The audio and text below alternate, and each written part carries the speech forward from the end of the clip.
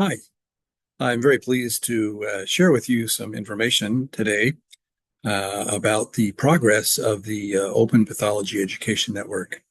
This is material that was shared in the recent International Academy of Pathology meeting as an oral presentation.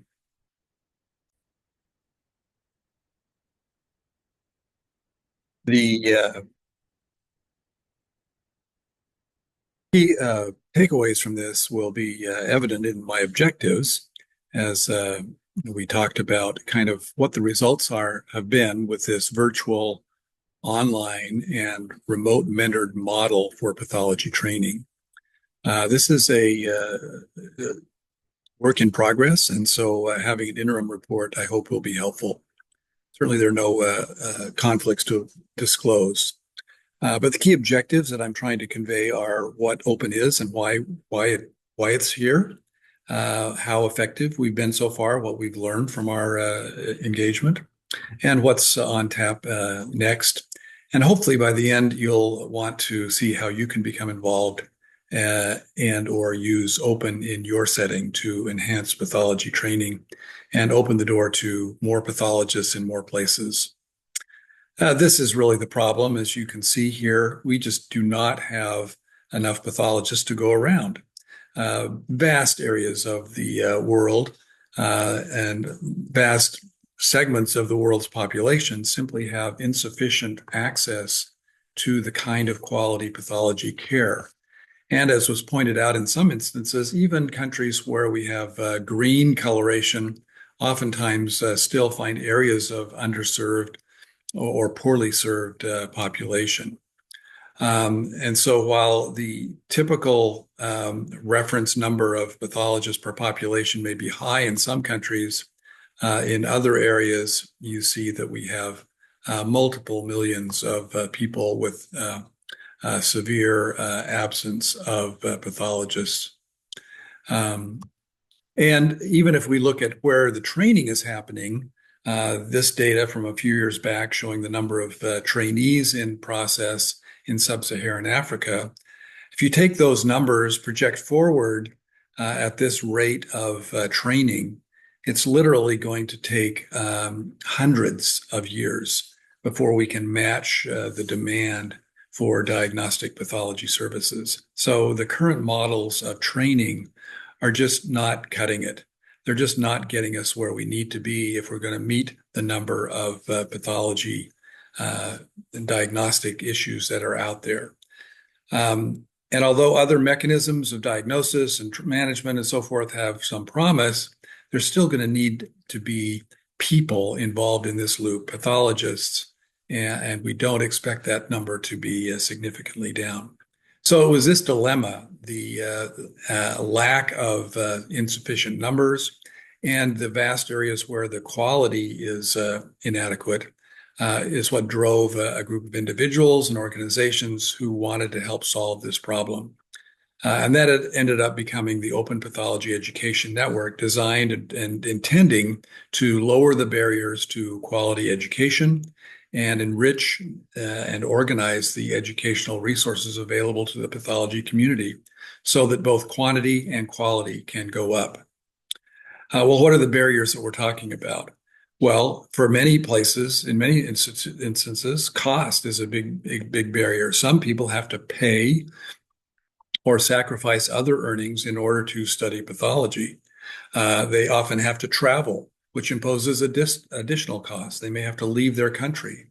And that, of course, introduces the risk that they don't come back. In many programs, access to quality materials is a big issue. And our solution has been to curate and collect high quality digital materials from open sources that can be shared and systematized and standardized into a training regimen. The time to learn for someone who's already engaged full time, they just can't take off 6 months or 3 years to go and learn a new material. So providing chunked on-demand learning options that can fit into a variety of schedules has been an important element of our effort to engage people with the opportunities to improve their skills. And then, of course, as people do that, well, sometimes they become less engaged and they sort of fall off as the work becomes harder. And for that reason, we have coupled our program with online interactive sessions with multiple mentors that help to improve that process. And then lastly, what the outcome is with regard to employment, engagement in a position. Those are uncertain entities as well. And this is areas where we're seeking to obtain leadership buy-in with existing organizations, existing entities, whether they be hospital, governmental, or professional.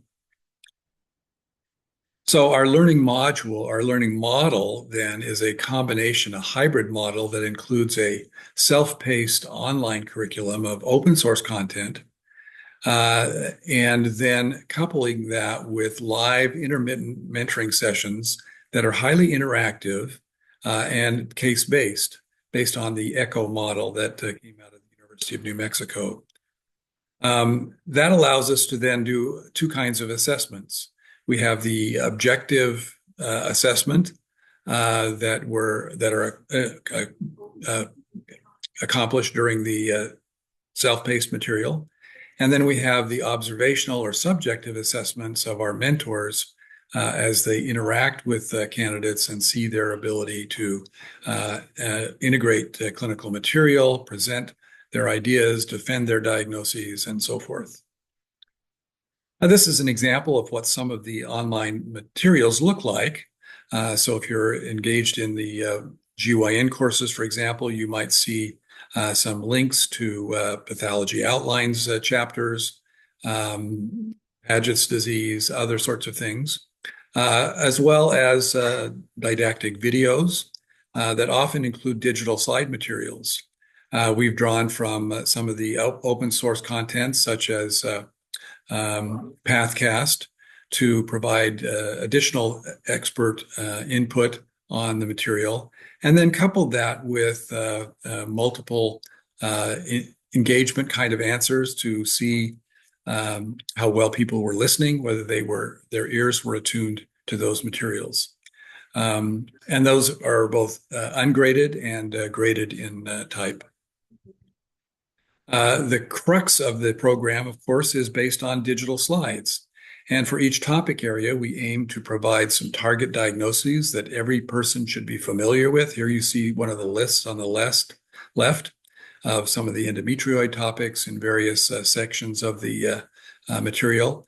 And then these are hyperlinked to digital slides, mostly based on the Path Presenter DAPA platform, where candidates can review the materials and self-examine, review any annotations that have been provided to gain more personal experience. In addition to these known cases, individuals also have the opportunity to practice diagnostic skills with unknown cases, both in an exam forum as well as in other settings. Well, what's our experience so far? Well, with just a couple of years of experience, and without really any publication or any advertising or push for this, we've seen a fair number of people begin to enroll, 76 people with GYN Module 1, somewhat fewer in Module 2, and none so far in Module 3, and a fair number in the urine cytology module. These are the only active modules with a reasonable time course of experience thus far. Of note, however, is the very broad swath of geography from which these students have come. As you see, 28 different countries have had one or more people participate in some of our materials. Needless to say, about a third of those were from the United States. That's where the most training candidates are. But many of these are both developed, developing, and even many undeveloped countries that are grossly underserved. There are reasons for doing this. As we look at those who've gone on to Module 2, these are largely the desire to learn more about pathology, to get more subspecialty experience, to grow and interact with some of the mentors that are involved. And as you can see from their birth year here, these are mostly established and experienced pathologists. These are not just millennials who are highly web savvy. Uh, their goals in doing so, you can see here, um, passion for learning, update their knowledge, uh, improve their opportunities to exchange ideas, prepare for boards possibly, interact with experts. Those kinds of ideas come across in many of their comments. In the urine cytology course, here you see the list of countries where they have come from. Again, a broad swath of developed, developing, and underdeveloped countries. There are similar goals you can see here, and even individuals who say, I would like to help curate courses. So those are additional opportunities that come out of this. So thus far, we have those modules that I've just illustrated, but there are several additional modules that are in development. Breast, lung, head and neck, pediatric pathology, cytopathology. Our MMR module, a very brief module, is actually going live very shortly. And then, as you can see, we have courses planned for development in the year that begin to include clinical pathology topics or laboratory testing topics, as well as management and some of the somewhat more esoteric and less frequently encountered topics like neuropathology and bone and soft tissue. Well, there's great joy in doing this work. And as you can see the smiles on these faces here, this is one of our first graduates from the Da Nang Oncology Hospital who successfully completed all three GYN modules and passed the final exam with a really stellar score. And of note, the improvement from her pre-engagement scores to the post-course scores was really quite dramatic. And so that was very gratifying. And the results of that are translated into clinical results too.